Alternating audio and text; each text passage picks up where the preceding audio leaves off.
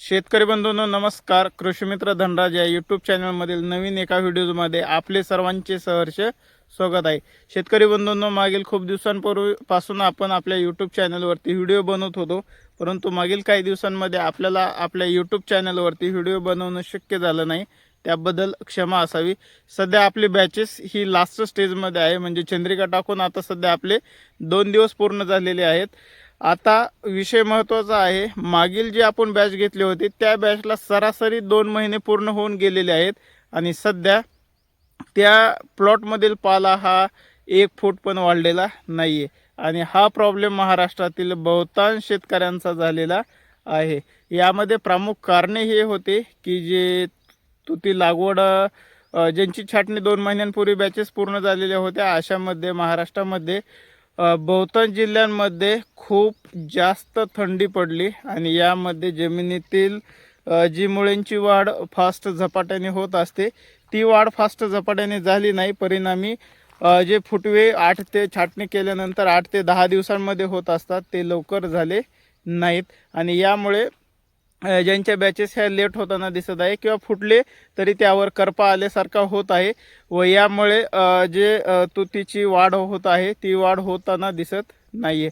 तर शेतकरी बंधूंनो, अशामध्ये आपल्याला काय उपाययोजना करायला पाहिजे किंवा यासाठी मी काय उपाययोजना केलेल्या आहे ते आपण या व्हिडिओमध्ये डिस्कस करूया.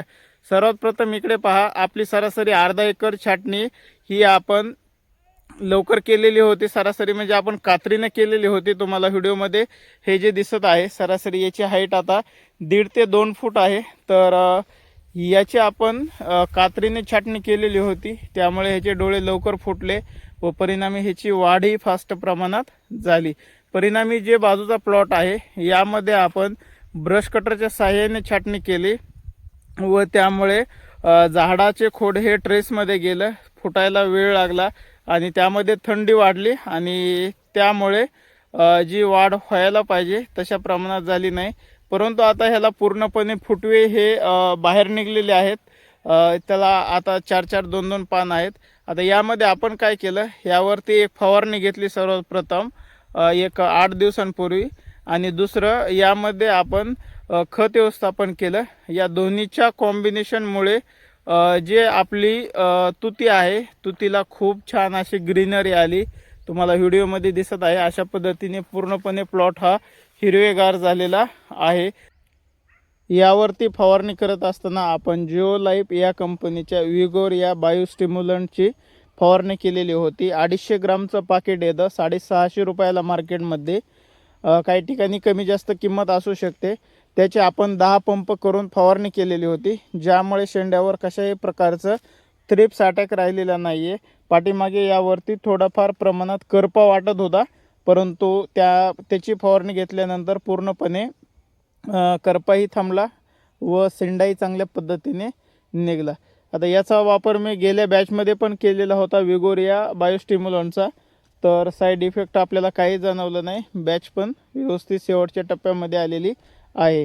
यामध्ये खत व्यवस्थापन करत असताना आपण यामध्ये अमोनियम सल्फेट एकरी 50 किलोचं पोतं वापरलेलं होतं. 20-20-0-13 महादन या कंपनीचे 2 पोते म्हणजे 1 क्विंटल खत वापरलेलं होतं. मायक्रोरायझा A to Z या A to Z नावाचं मायक्रोरायझा आपण एकरी 10 किलोची बॅग वापरलेली होती. तसेच यामध्ये या व्यतिरिक्त आपण सल्फर आणि कॅल्शियम याचं कॉम्बिनेशन वापरलेलं होतं. याचा वापरामुळे आता वापर करून आपण सरासरी 8 ते 10 दिवस पूर्ण झालेले आहेत. तर प्लॉटला पण काळोखी आलेले आहे आणि प्लॉट पण व्यवस्थितपणे फुटलेला आहे.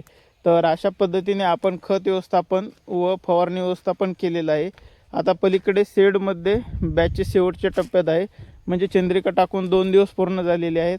आणखी 2 दिवस झाल्यानंतर आपण यामध्ये एक वेळेस फवारणी घेणार आहोत, ज्यामध्ये आपण पोषण, साप, बुरशीनाशक व यामध्ये आपण रोगर हे कीटकनाशक अशा पद्धतीचं कॉम्बिनेशन आपण फवारणी करणार आहोत.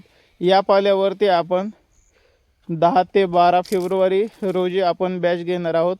तर बॅचच्या अगोदर व्यवस्थितपणे ह्याची वाढ होते, कारण सध्या महाराष्ट्रामध्ये जानेवारीच्या शेवटच्या आठवड्यामध्ये गरमी येणार आहे आभाळ ढगाळ वातावरण असणार आहे आणि त्यामध्ये याची वाढ झपाट्याने होते. तर अशा पद्धतीने आपण नियोजन केलेलं आहे.